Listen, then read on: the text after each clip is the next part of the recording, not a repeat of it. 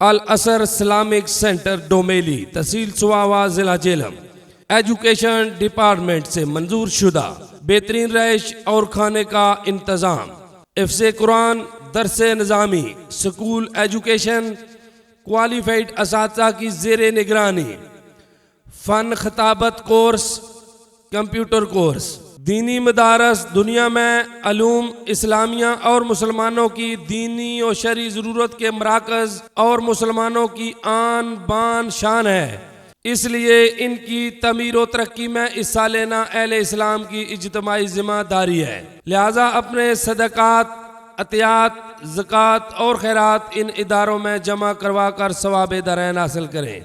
अल असर Islamic centre Domeli, राब्ता number 0302 4267 561 0347 4793 अल असर इस्लामिक सेंटर डोमेली, तहसील सवावा, जिला जेलम।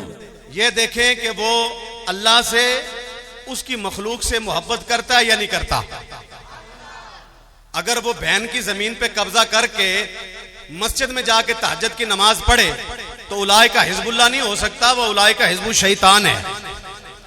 भाई कमजोर भाई का हक मार के अगर कोई हर साल उम्रा करने चला जाए और लोगों से लूट मार का पैसा लेके हर साल को हज करने चला जाए, वो उलाए का हिजबुल्लाह नहीं हो सकता कि अल्लाह के घर में गया है।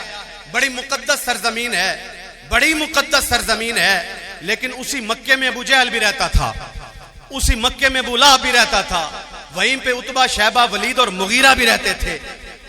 मुकद्दस सरजमीन है, मुकद्दस धरती है, वहां जाना बड़े अजर और सवाब की बात है। लेकिन अगर मखलूक खुदा का दिल तंग करके, मखलूक खुदा को परेशान करके वो खुदा को राजी करने चला हो, वो उलाए का हिजबुल्लाह नहीं हो सकता, वो उलाए का हिजबुल शैतान होता है।